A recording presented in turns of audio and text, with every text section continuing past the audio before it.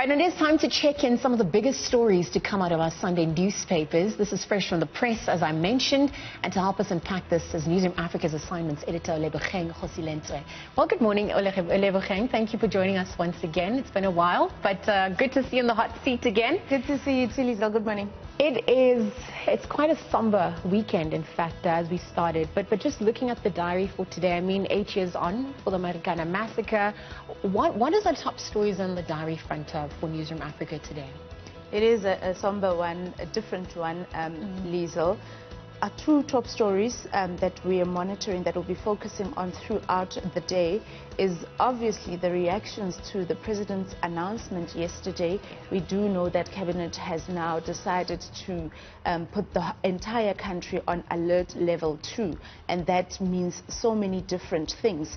It was a speech that was so much anticipated, particularly when it comes to the lifting of the ban for alcohol sales, but more importantly, or more specifically, the lifting of the ban on cigarette sales. But also it includes things now, like people are allowed to travel into provincially, yes. People are allowed to go visit their friends and families. In fact, I saw somebody tweeting that they are finally going to be able to get married because the lockdown regulations had impacted their plans to get married for such a long time. So it's quite a lot of good news for so many South Africans, but it's also a lot of good news for business. It's good news for the economy as well. So our reporters, Mbali Tetani and Nasi Pisame, will take us through what the country now looks like after or in level 2.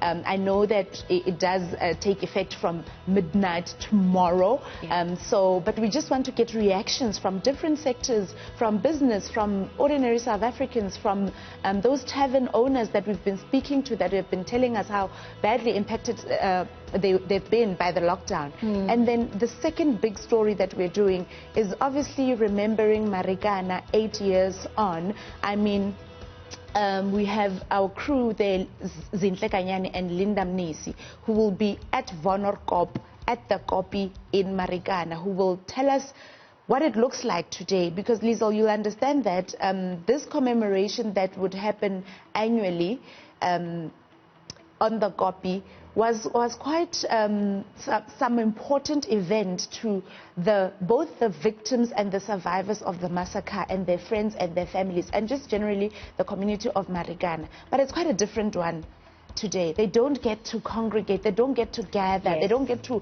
mourn in the way that they used to. I mean, the Kopi and Marikana Stadium lays like vacant right now.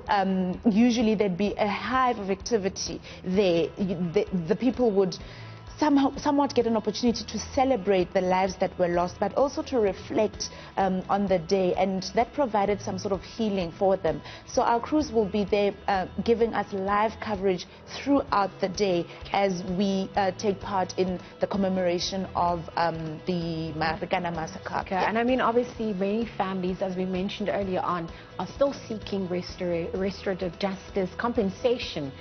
So it'll be interesting when we touch base with our reporters then and keep that coverage rolling.